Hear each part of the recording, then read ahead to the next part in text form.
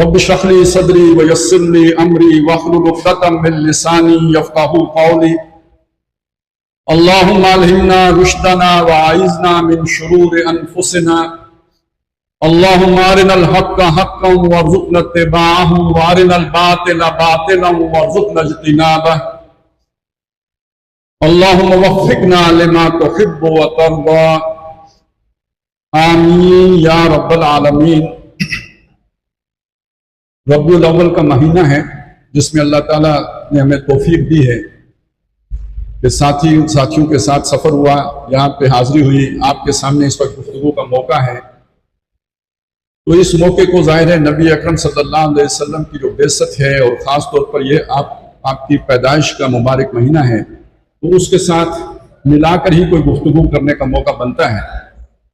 اس کے لیے میں نے یہ جو 3 آیات تلاوت کی ہیں آپ کے سامنے، یہ سورہ انبیاء کی آیات ہیں، اس کے آخری رکوع کی، اور اس میں ذکر یہ ہے کہ اللہ تعالیٰ فرماتے ہیں کہ ہم نے یہ بات کو زبور میں لکھ دی تھی عام یاد دہانی کے باتوں کے بعد کہ زمین پر اس کی جو وراثت ہے یا اس کی حکومت ہے وہ میرے نیکوکار بندوں کو ملے گی۔ بے شک اس میں بہت بڑا اعلان ہے ان لوگوں کے لیے جو اللہ کے فرما بردار ہیں، اور اے نبی ہم نے آپ کو نہیں بھیجا مگر سارے جہان والوں کے لیے یا ساری مخلوقات کے لیے رحمت بنا کر بھیجا ہے۔ 3 باتیں کی گئی ہیں۔ زمین کی وراثت بالآخر نیکوکاروں کو ملنی ہے، دوسری بات بہت بڑا اعلان ہے، تیسری بات یہ کی گئی کہ آپ کو ساری مخلوق کے لیے اور تمام انسانوں کے لیے اور تمام جہان کے لیے رحمت بنا کر بھیجا۔ اب اس بات کو ہمیں سمجھنا ہے آج کے حالات کے تناظر میں، لیکن آج کے حالات کی طرف آنے سے پہلے میں آپ کے سامنے یہ بات رکھنا چاہتا ہوں کہ جن حالات میں یہ آیات نازل ہوئی وہ کیا تھے۔ مکی دور ہے، اور مکی دور کے آخری 2 یا 3 سال ہیں جن میں نبی صلی اللہ علیہ وسلم کی جو بھی سہارے تھے ایک ایک کر کے رخصت ہو چکا ہوا ہے۔ اب ابو طالب دنیا میں موجود نہیں ہے، اگرچہ کہ وہ ہماری روایات کے مطابق ایمان نہیں لائے، لیکن آخری وقت تک نبی صلی اللہ علیہ وسلم کی پوری سپورٹ کرتے رہے۔ جیسے برادری کا بڑا ساتھ ہوتا ہے اس طرح ساتھ رہے۔ ان کے ہوتے ہوئے کوئی آپ کو میلی آنکھ سے نہیں دیکھ سکتا تھا، پوری برادری پورا قبیلہ کھڑا ہے، کیوں؟ ابو طالب ساتھ کھڑے ہیں۔ لیکن 10 نبوی میں ان کا انتقال ہو جاتا ہے۔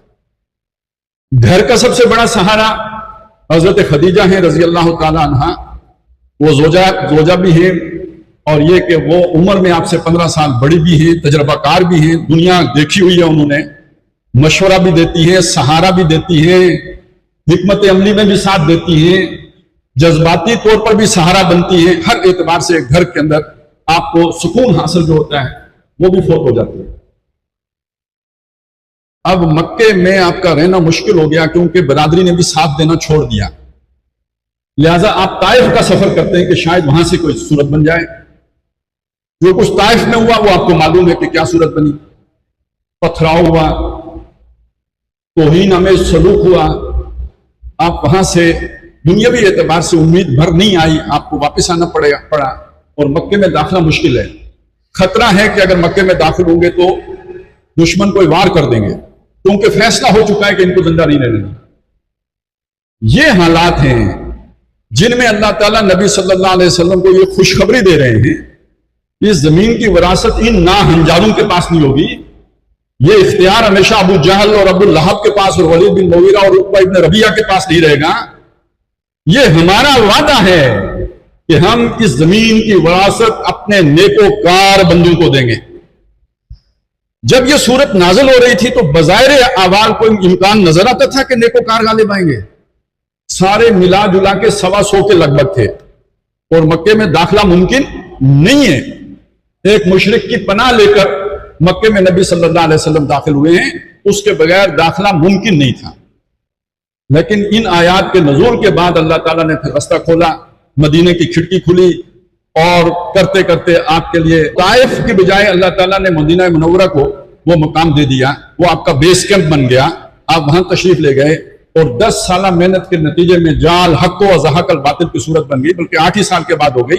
10 سال میں تو پورے جزیرۃ العرب اس پر اللہ تعالیٰ نے अपने उन नेकोकार बंदों को उस जमीन का वारिस बना दिया। और वो जो टीम मोहम्मद रसूलुल्लाह ने तैयार की थी, फिर उसने कम से कम 3 बर्रे आजमों तक उस दावत को पहुंचा दिया, उसका डंका बजा दिया। तो थमता न था किसी से सैले रवां हमारा। तो ये जो आयात जब उतरी तो उस वक्त सैले रवां का एक कतरा भी नहीं था, कोई इम्कान नहीं था। और अगले चंद सालों में अल्लाह ताला ने उसे एक जिंदा जावेद हकीकत बना के पेश कर दिया। ये मैंने आपके सामने इसलिए रखा कि आज की सूरत हाल भी कुछ वैसी ही है। अगर हम हालात को देखें, गजा में होने वाले जुल्म को देखें, जो कुछ यरूशलेम में हो रहा है वहां देखें, जो अरब में मुसलमानों की हालत है उसको देखें, जो कश्मीर और हिंदुस्तान में हो रहा है उसको देखें, जो बाकी दुनिया में मुसलमानों पर बीत रही है उस सबको देखें, तो जैसे मक्के में कोई सूरत उम्मीद की नजर नहीं आती थी, ऐसे आज हम मुसलमानों को भी कोई उम्मीद की सूरत बज़ाहिर दिखाई नहीं देती। लेकिन यह कि इन आयात में खुशखबरी है, और वो बहुत बड़ी खुशखबरी है। इन्ना फी हाज़ा लबलागन लिकौमिन आबिदीन। लेकिन उनके लिए खुशखबरी है जो अल्लाह के बंदे हैं, जो नाफरमान हैं, जो मनमौजी जिंदगी बसर कर रहे हैं। वो जमीनी हकायक को देखेंगे, वो ये आसमानी हकीकत को नहीं पहचान सकते। वो रियलिटीज को देखेंगे और वो समझेंगे कि इस्लाम का दौर गुजर चुका, अब ये दोबारा गालिब कभी नहीं आएगा। बड़े दानिश्वर हैं जो ये लोग ऐसी बातें करते हैं। तो मैं ये चाहता हूं कि आज आपके सामने सूरह अंबिया का एक खुलासा पेश करके इन आयात की जरा तशरीह कर दूं। शायद हमारे अंदर वो उम्मीद पैदा हो जाए कि आने वाला दौर हमारा है, और भी दौर फलक है अभी आने वाले। नाज इतना ना करें हमको सताने वाले, तो आने वाला दौर दर हकीकत इस्लाम का दौर है। इस एतबार से सबसे पहली बात यह समझ लीजिए कि पहले रुकू में जो मुशरिकीन मक्का का अंदाज है नबी सल्लल्लाहु अलैहि वसल्लम की दावत के मुकाबले में, वो इस्तेज़ा का है, मजाक उड़ाने का है। जैसे आज अगर मैं ये बात कहूं कि आने वाला दौर इस्लाम का है, आपको अच्छा लगेगा। क्यों? आपके दिल में कोई ईमान की रमक है तो अच्छा लगेगा। ये बात आप सोचें अगर टीवी पे कही जाए, ये बात जाके बाहर किसी पार्लियामेंट के सामने कही जाए, तो वो इस बात को उसी तरह चुटकियों में उड़ाएंगे जैसे मक्के वाले उड़ाते थे। कहेंगे मौलवी पागल हो गया, अमेरिका के होते हुए इस्लाम गालिब हो सकता है, इतनी बड़ी बड़ी ताकतों के होते हुए इस्लाम गालिब हो सकता है।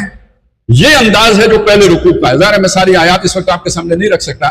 उसका कंक्लूजन है जो कुरान ने बयान किया है, वलक़द इस्तहज़िअ बिरुसुलिन मिन क़ब्लिक, नबी आपसे पहले भी इसी तरह रसूलों का मजाक उड़ाया गया। फ़हाक़ बिल्लज़ीना सख़िरू मिनहुम मा कानू बिही यस्तहज़िऊन, तो जो लोग मजाक उड़ाते थे उनको घेर लिया उसी बात ने कि जिसका वो मजाक उड़ाया करते थे। अल्लाह के अजाब का मजाक उड़ाते थे, अल्लाह ताला की पकड़ का मजाक उड़ाते थे, तो उसी पकड़ ने उनको आके गिरफ्तार कर लिया। गिरफ्तार बला हुए और हलाक हुए और बर्बाद हुए। यूं समझ लीजिए पहले 2-3 रुकू में अल्लाह ताला ने यही मजमून बयान किया। साथ वजह बता दी कि लोग ये बात समझ क्यों नहीं पाते, वजह क्या होती है। वो वजह आपको बताना जरूरी है। इसलिए जरूरी है कि हम पर 4 सदियां ऐसी गुजर चुकी हैं जिसमें हमने जवाल ही देखा है। 400 साल है हमारी हुकूमत चली गई, जब रही भी तो उसका इख्तियार नहीं था।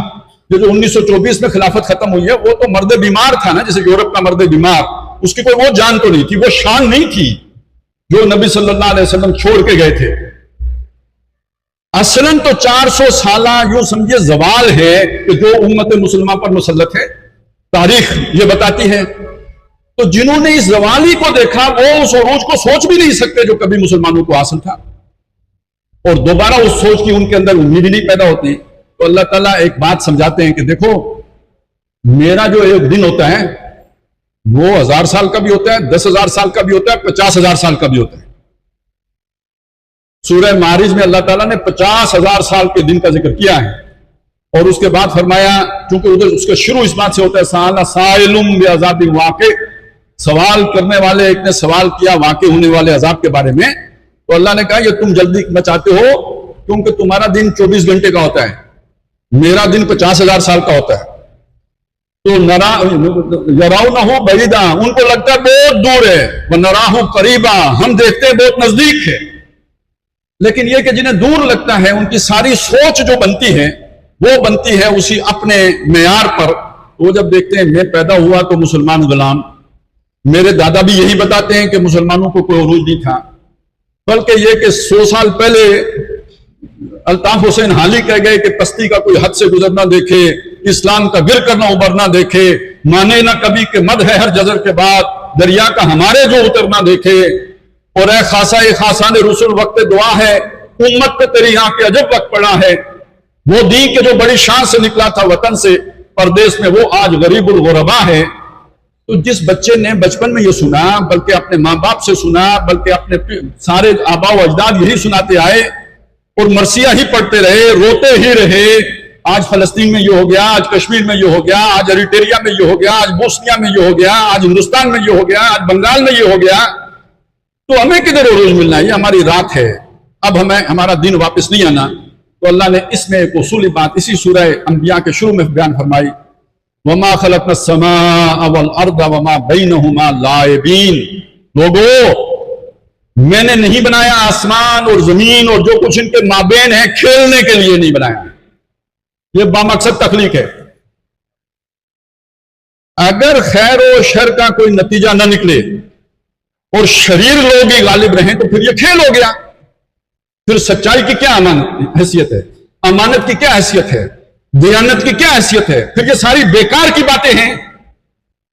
تو یہ میں نے آسمان اور زمین کھیل کے لیے نہیں بنائے۔ لو اردنا ان نتخذ لہوا، اگر ہم ارادہ کرتے کہ کوئی کھیل کھیلیں تو ہم اپنے پاس کھیل لیتے، اتخذناہ من لدنا، اپنے پاس کھیل لیتے، ان کننا فاعلین، اگر ہم ایسا کرنے والے ہوتے، یعنی ہم ایسا کرنے والے ہیں نہیں، بالفرض محال اگر ہمیں کوئی کھیل کھیلنا ہوتا، اتنی بڑی مخلوق پیدا کرنے کی ضرورت نہیں تھی، اپنے پاس کوئی کھیل کھیل لیتے۔ یہ کوئی کھیل نہیں ہے جو ہم نے کھیلا، بے مقصد تخلیق نہیں ہے۔ یہ جو آپ کو سمجھاتے ہیں نا کہ آپ بندر سے بنے ہیں، یہ بات اتنی بری شاید نہ ہو کس سے بنے ہیں، آج بھی جس شے سے ہم بنتے ہیں کوئی اچھی شے نہیں ہے۔ اصل مسئلہ کیا، وہ کیا بتانا چاہتے ہیں؟ آپ کو کسی نے بنایا نہیں، خود بن گئے ہو، یہ بات بہت بری ہے۔ اصل گمراہی یہ ہے کہ کسی خدا نے نہیں بنایا، کوئی خالق نہیں ہے، یہ ایک حادثہ ہے، یہ کائنات ایک دھماکہ ہوا، بگ بینگ، بڑا سارا دھماکہ ہوا، اس دھماکے سے ایک نظام وجود میں آ گیا۔ ہمارے ہاں دھماکہ ہوتا ہے نظام خراب ہو جاتا ہے، لیکن سائنسدانوں کے ہاں دھماکہ ہوا نظام بن گیا۔ یہ عجیب دھماکہ، معجزاتی دھماکہ تھا، تاریخ انسانی کا ایک دھماکہ جس سے نظام بن گیا، بغیر کسی کے منصوبے کے، بغیر کسی کی پلاننگ کے، بغیر کسی کی کار سازی کے، خود نظام بن گیا۔ باقی ہمارے ہاں تو خود کچھ پھٹتا ہے، خود بھی مر جاتا ہے، آس پاس بھی سارے مر جاتے ہیں، سارا نظام بکھر جاتا ہے۔ اور نظام بننے کے بعد گنگا الٹی بہنا شروع ہو گئی۔ پہلے دھماکے سے نظام بنا کرتا تھا، اب دھماکے سے نظام پھٹا کرتا ہے۔ تو آج کی سائنس تو یہ کہتی ہے دھماکہ ہوتا ہے تو نظام پھٹ جاتا ہے، تب کی سائنس یہ کہتی ہے کہ اس دھماکے سے نظام بن گیا۔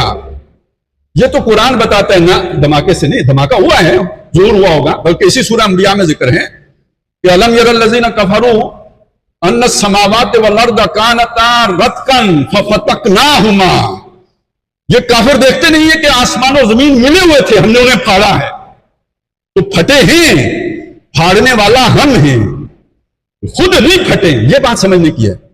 فعال جو ہے اس کے پیچھے، فاعل جو ہے وہ اللہ کی ذات ہے۔ ہم اس دھماکے کا انکار نہیں کرتے، لیکن اس دھماکے کے اندر جو خباثت ہے وہ یہ ہے کہ وہ خود ہوا نہ، وہ اللہ کے ارادے سے ہوا۔ بس اتنی ساری بات ماننے کی ہے۔ تو اب آپ یہ بات سمجھ لیں، اللہ کہتے ہیں اتنا کھکھیڑ مول لینے کی کیا ضرورت تھی؟ ہم خود کوئی کھیل کھیل لیتے اپنے پاس، لیکن ہم ایسا کرتے ہی نہیں۔ بے مقصد ہم گھاس کا تنکا نہیں پیدا کرتے، اشرف المخلوقات پیدا کریں گے۔ تو پھر یہ شر غالب کیوں ہے؟ دنیا میں شریر لوگوں کی حکومت کیوں ہے؟ یہ بے ایمان کیوں جیت جاتے ہیں؟ فارم 47 سے جیتے یا 49 سے جیتے، چھوڑے اس بات کو، لیکن اللہ جیتنے کیوں دیتا ہے؟ یہ دنیا کے پیدا کرنے کا ایک مقصد اور بھی ہے، یہ جزا و سزا کے لیے نہیں ہے، یہ امتحان کے لیے۔ اور امتحان لینے کے لیے اللہ تعالیٰ کبھی خیر کو غالب کرتا ہے، کبھی شر کو غالب کرتا ہے۔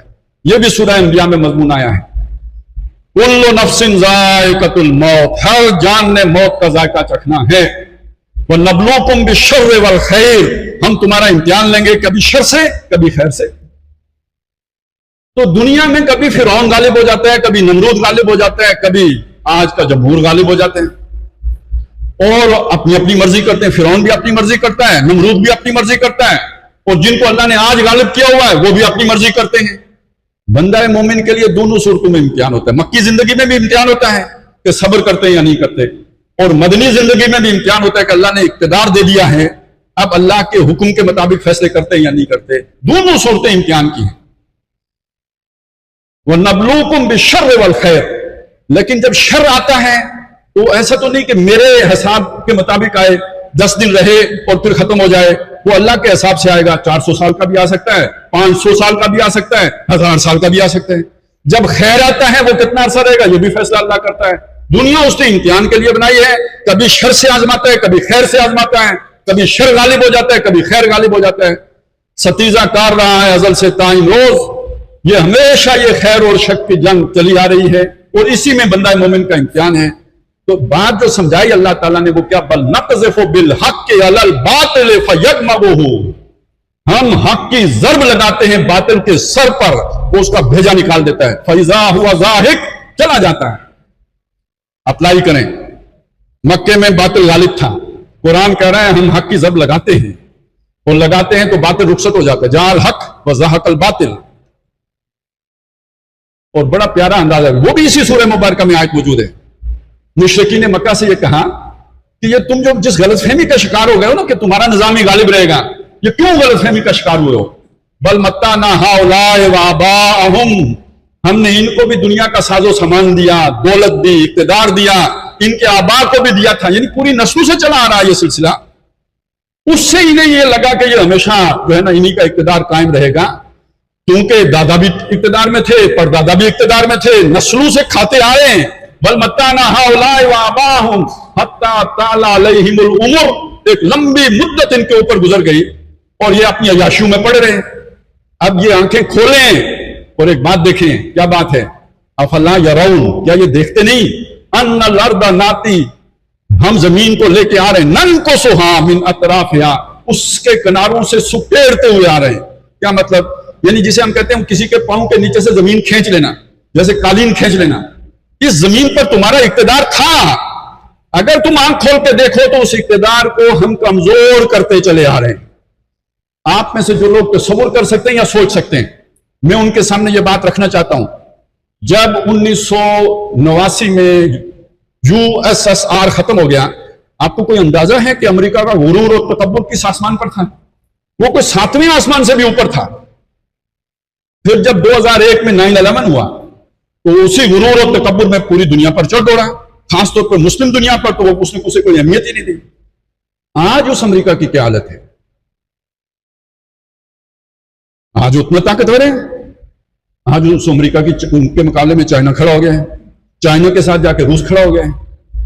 امریکہ کے جو یہاں اتحادی بنے تھے امریکہ کا چڑھتا سورج دیکھ کر، اب وہ ذلیل ہوتے پھر رہے ہیں دنیا میں، کوئی انہیں گھاس ڈالنے کے لیے تیار نہیں، زبردستی کی جھپیاں مارتے ہیں. تو کیا تمہیں نظر نہیں آتا ہم زمین کو لپیٹتے لا رہے ہیں واپس؟ امریکہ کے اقتدار کا سورج غروب ہوتا نہیں دیکھ رہے ہیں. اور دنیا میں ایک بات کہی جا رہی ہے، آرڈر ڈسٹرب ہو رہا ہے. آرڈر کیا ہے؟ UNO. آرڈر کیا ہے؟ امریکہ بڑا ہے، باقی اس کی مانیں گے. یہ آرڈر اگر ٹوٹ رہا ہے تو اس کا مطلب کیا ہے؟ اب UNO کی وہ اہمیت نہیں رہی ہے. اس کا مطلب کیا؟ امریکہ کی وہ اہمیت نہیں رہی ہے. اب لوگ یعنی وہ جیسے ہوتا ہے نا کسی بندھن میں کوئی بندھا ہوا ہے، وہ رسی کھل گئی ہے، اب نئی جو ہے نا اتحاد وجود میں آ رہے ہیں. اور کل جو آنکھ اٹھا کے نہیں دیکھتے تھے آج وہ آنکھیں ملا کر بات کر رہے ہیں. تو افلا یرون انا ناتی الارض ننقصھا من اطرافھا، کیا وہ دیکھتے نہیں کہ ہم اس زمین کو لپیٹتے لا رہے ہیں واپس؟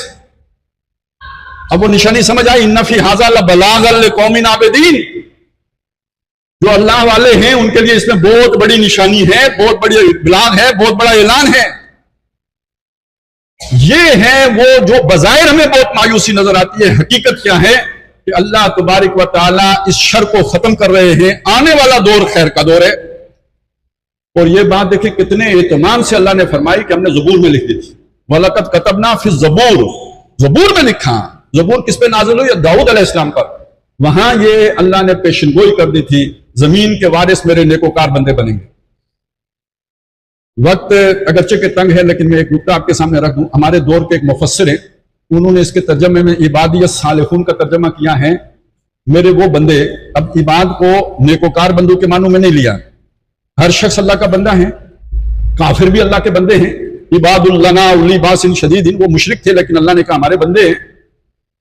اور الصالحون کا ترجمہ کیا ہے فٹسٹ، وہ نہیں ہوتا بیولوجی میں پڑھتے تھے سروائیول آف دا فٹسٹ، وہ والا فٹسٹ، یعنی میرے بندوں میں سے وہ جو لڑاکے ہوں گے، تگڑے ہوں گے، بہادر ہوں گے، مسلز والے ہوں گے، طاقت والے ہوں گے، ٹیکنالوجی والے ہوں گے، اقتدار ان کا ہوگا. یہ ترجمہ کیا. یہ سورہ انبیاء اگر آپ پوری پڑھیں، یہ اللہ کا ایک خطبہ ہے، جیسے ایک تقریر میں آپ کے سامنے ابھی کر رہا ہوں، یہ اللہ کی ایک تقریر ہے، ایک تقریر ہے.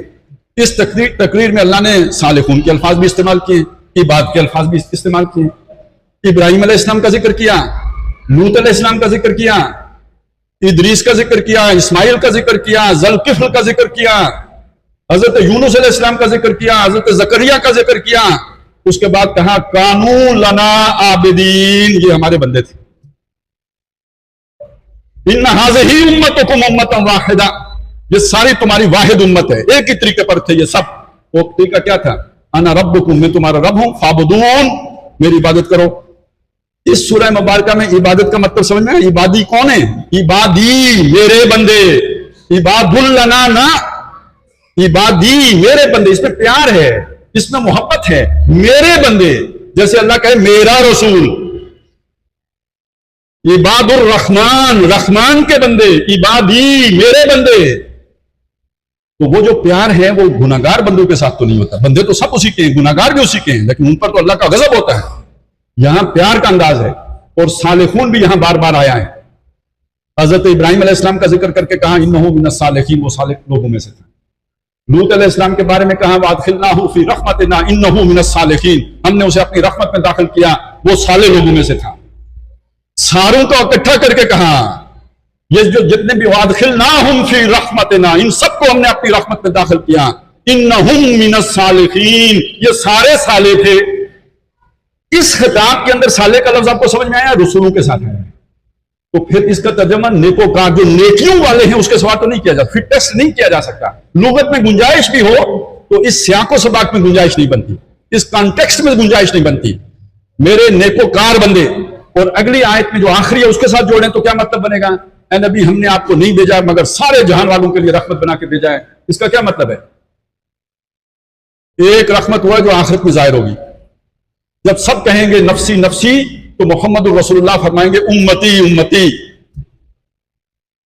ایک رحمت ہوا ہے جو پل صراط پہ ظاہر ہوگی کہ جو لوگ بھٹکتے پھرے دنیا میں، افمن یمشی مکبا علی وجہہ اہدی من یمشی سویا علی صراط مستقیم، ان کے مقابلے میں وہ لوگ جو محمد الرسول اللہ کے دامن سے وابستہ ہوئے وہ وہاں سے فر فر پار ہو جائیں گے.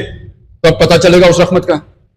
جب پیاس سے لوگ بلک رہے ہوں گے تو جو حوض کوثر پہ موج اڑا رہے ہوں گے تب پتہ چلے گا اس رحمت کا. ایک وہ رحمت ہے جو آخرت میں ظاہر ہوگی، ایک دنیا میں رحمت ہے. دنیا میں ظلم کا نظام ہو تو کوئی پاکستانیوں سے پوچھے کیا ہوتا ہے. بجلی کا بل دینا ہی عذاب ہو جاتا ہے. اور اس سے یہ نہیں ہوتا کہ کوئی ریاست چلتی ہے، کوئی اسلحہ خریدا جاتا ہے، کوئی اس سے دشمن کا مقابلہ کیا جاتا ہے. نہیں، اس سے ایک خاص مخصوص طبقہ عیاشی فرماتا ہے. اس ظلم کو دیکھ کے جہاں عدل ہو، آپ سوچیں کتنی بڑی رحمت ہے.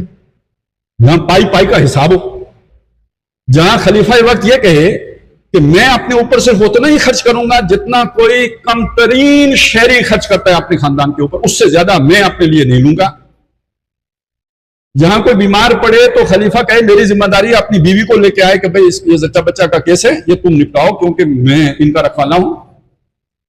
جہاں ماں بچے کا دودھ چھڑانا چاہے اس لیے کہ دودھ چھوٹے گا تو ریاست وظیفہ دے گی، اس سے پہلے وظیفہ نہیں دے گی، تو بچہ رو رہا ہے، خلیفہ پوچھے بچہ کیوں رو رہا ہے؟ دودھ چھڑا رہی ہوں. دودھ کیوں چھڑا رہی ہوں؟ تاکہ وظیفہ ملے. آج تو پولیس والا کہے گا اچھا حکم کی خلاف ورزی کر رہی ہے، چلو ایف آئی آر کاٹو. خلیفہ وقت نے ایف آئی آر نہیں کٹوائی، اس نے جا کے اپنا آرڈیننس بدلا. اس نے کہا کل سے جو بچہ جو ہی پیدا ہوگا اس کا وظیفہ جاری ہو جائے گا تاکہ ماں کو دودھ میں چھڑانا پڑے. اس میں آپ کو کوئی رحمت نظر آتی ہے یا نہیں آتی؟ اس میں کافروں کے لیے بھی رحمت ہے یا نہیں؟ آپ سوچیں ذرا، دیکھیں یہ کہانیاں پرانی نہیں ہیں، آج بھی ہو سکتا ہے یہ سب. دنیا اسی کی تلاش میں ہے، آپ کی نمازوں اور داڑیوں کی تلاش میں نہیں ہے، اس کی تلاش میں ہے. آپ سوچیں، تصور کریں، آج بھی انسان یہاں نہیں پہنچ پایا. ریاست کے اپنے مفادات ہوتے ہیں، ان سے ہٹ کر جو پالیسی نہیں بنتی. عدالتیں بھی ریاست کی پالیسی سے ہٹ کر فیصلے نہیں کرتی. قانون اپنی جگہ پہ، پالیسی اپنی جگہ پہ. لیکن آپ سوچیں کہ خلیفہ وقت ہے، اس کا ایک کیس ہے، چوری کا مقدمہ ایک یہودی کے اوپر قائم ہے. خلیفہ کا دعویٰ ہے کہ اس کے پاس یہ جو ذرہ ہے یہ میری ہے، اس نے چوری کی ہے.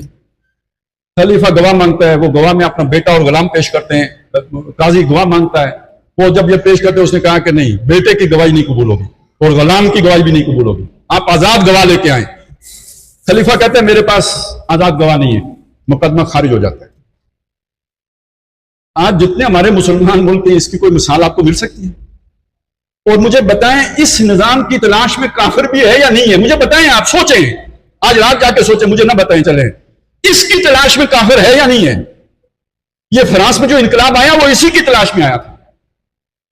ये जो रूस में इनकलाब आया इसी अदल की तलाश में आया था। वो रहमत अल्लाह ने मोहम्मद सल्लल्लाहु अलैहि वसल्लम को बना के भेजा।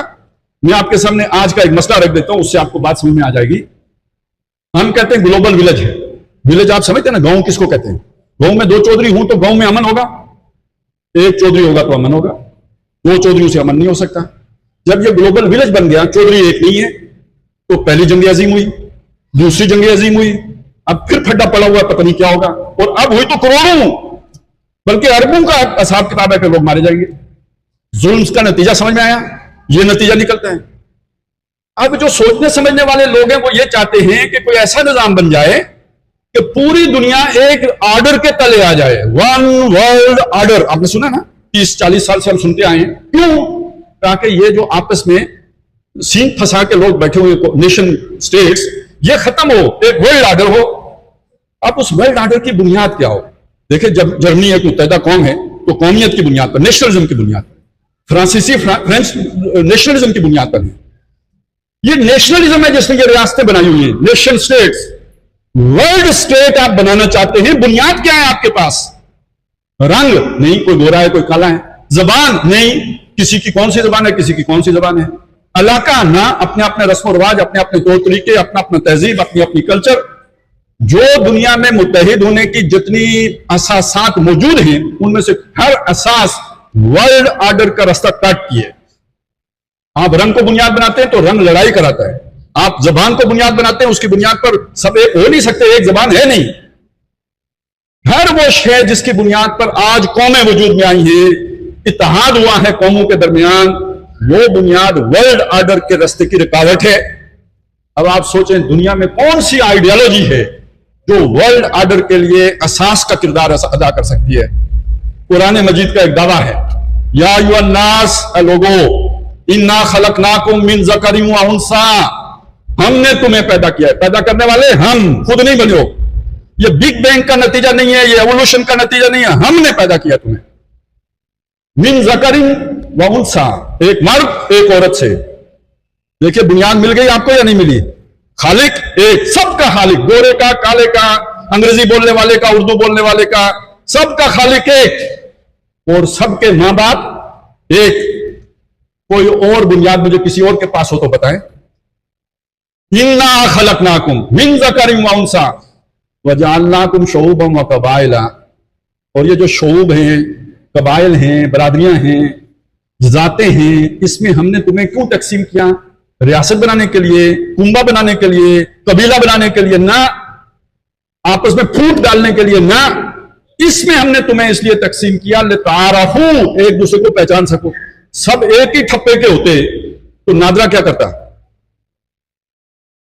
मोहम्मद असलम कौन है और मोहम्मद खालिद कौन है पता ही नहीं लगता। सबकी जो है ना आंखें एक जैसी होती, सबके चेहरे एक जैसे होते, सबके फिंगरप्रिंट्स एक जैसे होते, कैसे पहचानते? वो दूर से नजर आ जाता है ये चीनी है। हम ये नहीं पहचान सकते कि शिंगपुंग फंग कौन सा है, चिंगपंग पुंग कौन सा है, ये नहीं पता लगता। वो आपस में एक दूसरे को पहचान लेते हैं, लेकिन हमें ये पता लग जाता है ये चीनी है, ये जापानी है, ये चीनी है। वो भी हमें देख के समझ जाते होंगे ये हिंदी है। गोरे को हम पहचान लेते हैं कि गोरा है। ये पहचान के लिए है, ये तकसीम की बुनियाद के लिए नहीं है। तकसीम की बुनियाद जो कुरान ने दी है वो बस ये है, वल्लज़ी खलक़कुम फमिनकुम काफिरुन वमिनकुम मोमिन।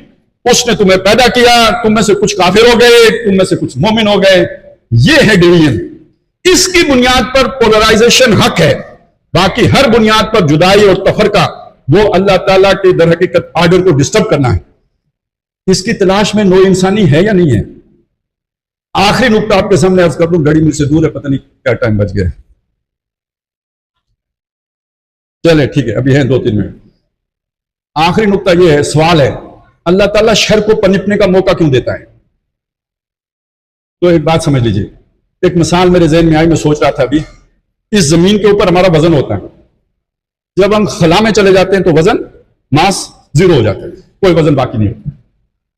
اسی طرح ایک تشریع ہے، تشریعی احکام ہیں، وہ اپنی جگہ پہ ہیں، اس میں خیر بھی ہے شر بھی ہے، یہ کرو یہ نہ کرو، ڈوز ڈونٹ سارے آ جائیں گے، یہ ظلم ہے یہ زیادتی ہے، یہ تشریع کی سطح۔ جب آپ تکوین کی سطح پہ چلے جائیں، جیسے خلا میں چلے جائیں وزن ختم، ایسے خیر اور شر کی تقسیم ختم۔ اللہ کے ہاتھ جو بھی اللہ کر رہا ہوتا ہے خیر ہی خیر ہوتا ہے، بِیَدِکَ الْخَیر، تیرے ہاتھ میں خیر ہی خیر ہے۔ اس نے اگر بادشاہ دی ہے نمرود کو، وہ بھی کوئی خیر ہوگا، ہمیں نہیں پتا۔ اس نے اگر حکمران بنا دیا ہے فرعون کو، اس میں بھی کوئی خیر ہوگا، لیکن اسے اوپر رکھیں، ادھر زمین پر آ کے رکھیں گے نا تو بہت گڑبڑ ہو جائے گی۔ ایک ویژن کی سطح پر آپ یہ سمجھیں کہ اس میں کوئی خیر ہوگا، مجھے سمجھ آتی ہے یا نہیں آتی، یہاں پر میرا فرعون سے جھگڑا ہوگا تب میں امتحان میں کامیاب ہوں گا، یہاں پر میرا نمرود سے جھگڑا ہوگا تب میں امتحان میں کامیاب ہوں گا۔ اگر میں یہاں یہ کہتا ہوں کہ اللہ کی مرضی تو وہی ٹھیک ہے جو اللہ نے کر دیا، یہ اللہ کی مرضی نہیں تھی کہ میں یہ رستہ اختیار کروں۔ اللہ تعالیٰ نے کیوں موسیٰ علیہ السلام کو فرعون کی طرف بھیجا، اللہ نے کیوں ابراہیم علیہ السلام کو نمرود کی طرف بھیجا، تو یہ یہاں پہ وزن ہے، وہ وزن اسی سے تولا جائے گا کہ آپ نے حق کے لیے کتنی جدوجہد کی ہے۔ ایسے ببانگے دہل آپ کھڑے ہوئے فرعون کے آگے اور نمرود کے آگے، لیکن اس سطح پہ جا کے اگر آپ سوچیں گے تو اس میں دیکھیں گے کہ خیر کیا ہے۔ تو میں آپ کے سامنے ایک بات عرض کرتا ہوں، یہ شر کو اللہ کیوں غالب کرتا ہے؟ انسان اس کی ایک عادت ہے، یہ تجربے سے سیکھتا ہے، اور جب تک یہ تجربہ نہیں کر لیتا اسے مزہ نہیں آتا۔ اور چھوڑیں، اللہ نے انبیاء کو آسمانوں کی سیریں کرائیں، کیوں کرائیں؟ جو دعوت دے رہے ہیں تاکہ اسے حق الیقین، عین الیقین ہو انہیں۔ ابراہیم علیہ السلام کا ایک واقعہ قرآن مجید میں آتا ہے، اس قال ابراہیم رب ارنی کیف تحیی الموتى، جب ابراہیم نے کہا میرے رب مجھے دکھا تو مردوں کو کیسے زندہ کرے گا۔ قال ولم تؤمن، اللہ نے فرمایا تجھے یقین نہیں ہے؟ قال بلا، کہا کیوں نہیں، آپ نے حکم دیا میں مانتا ہوں، ولکن لیطمئن قلبی، میں یہ چاہتا ہوں میرا دل اس پر مطمئن ہو جائے۔ دل مطمئن ہوتا ہے تجربے کے بعد۔ والد صاحب کہیں نا آگ جلاتی ہے، ابا جی ہیں ہمیشہ صحیح بات بتائی ہے، ایک فرما بردار بیٹا مان لے گا اور وہ دوسروں کو بھی بتائے گا کہ آگ جلاتی ہے، لیکن آپ سوچیں کبھی ہیٹر کے ساتھ اس کا ہاتھ لگ جائے، اس کے بعد جو اسے یقین آئے گا، وہ ابا جی کے بتائے تو ویسا یقین نہیں آ سکتا۔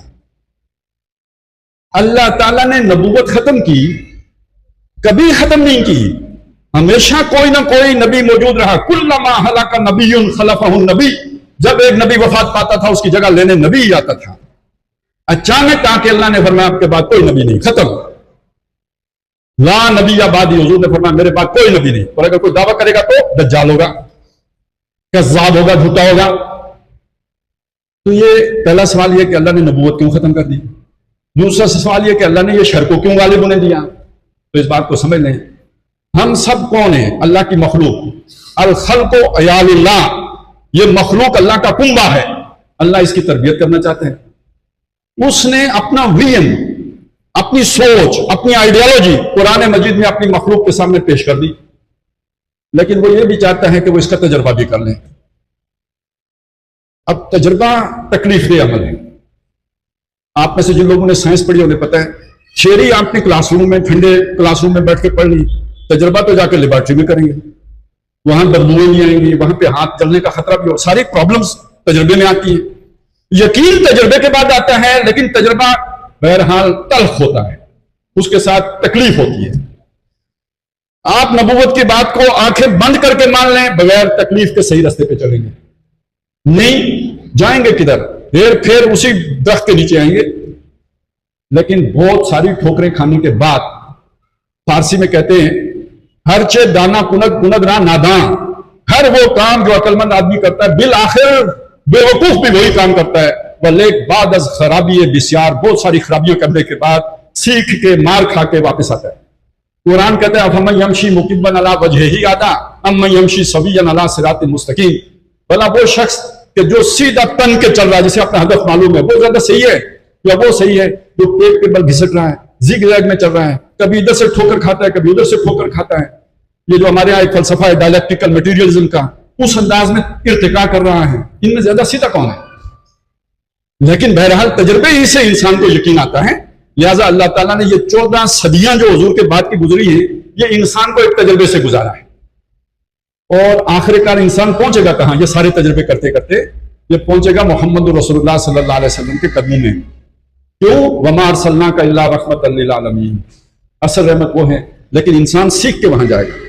یہ مضمون اقبال نے بیان کیا ہے. ہر کجا بینی جہان رنگ و بو، آنکھ از خاکش پہ رویت آرزو، یا کہ زیر نور مصطفیٰ اورا بھاس، یا ہنوز اندر تلاش مصطفیٰ. یہ دنیا میں جو بھی آنکھوں کو بھلائی، نیکی، خیر، عدل، انصاف کی بات، حقوق انسانی کی بات نظر آتی ہے، یہ سب دین ہے محمد رسول اللہ کی. اور یہ جو نو انسانی جس تک وہ دو میں ہے، یہ در حقیقت محمد رسول اللہ کو تک پہنچنے کی تلاش میں، ہنوز اندر تلاش مصطفیٰ. اور اب یہ جو آخری بات ہے نا، وما ارسلناک الا رحمۃ للعالمین اور عبادی الصالحون، پوری زمین. ایک حدیث، ویسے تو 3 حدیثیں میں سنانا چاہتا تھا، وقت ختم ہو گیا، لیکن یہ کہ میں چلیں ایک تو سنائی دوں، آپ اجازت دیں. اللہ نبی صلی اللہ علیہ وسلم نے فرمایا ان اللہ زوالی الارض، بے شک اللہ نے یہ زمین مجھے لپیٹ کے دکھائی. فرآئی تو مشارقہا و مغاربہا، میں نے اس کے سارے مشرق دیکھے، سارے مغرب دیکھے. وَإِنَّ أُمَّتِي سَيَبْلُغُ مُلْكُهَا مَا زُوِّيَ لِي مِنْهَا، اور میری امت کی حکومت اس سب پر قائم ہوگی جو اللہ نے مجھے لپیٹ کے دکھایا. ان الارض یرثها عبادی الصالحون، زمین کے وارث نیکوکار بندے بنے.